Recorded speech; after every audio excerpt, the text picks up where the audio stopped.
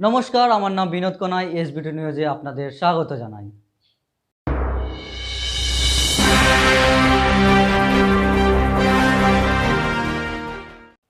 মুস্তাফিজুর রহমান, যাকে বাংলাদেশে সবাই ফিজ বলে চেনে, তিনি দেশের হয়ে খুব একটা ভালো খেলা প্রদর্শন না করতে পারলেও বর্তমানে আইপিএলে তার বেশ রমরমা।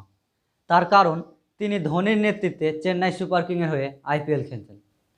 আইপিএল 2024-এ ফিজকে অর্থাৎ মুস্তাফিজুর রহমানকে 2 কোটি ভারতীয় টাকায় কিনে নেন চেন্নাই সুপার কিংয়ের অধিকারী নারায়ণস্বামী শ্রীনিবাসন। এবং 2024 সালের প্রথম আইপিএল ম্যাচ সিএসকে ও আরসিবির মধ্যে হয়।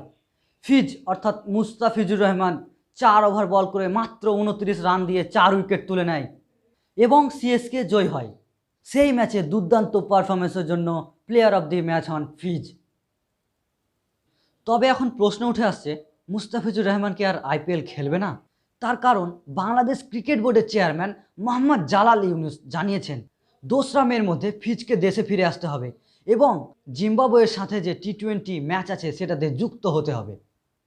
এছাড়াও তিনি আরও বলেন, শুধু জিম্বাবুয়ের সাথে ম্যাচ খেলানোর জন্য নয়, তার স্বাস্থ্যের দিকে লক্ষ্য রেখে তারা দেশে ফেরাতে চান ফিজকে।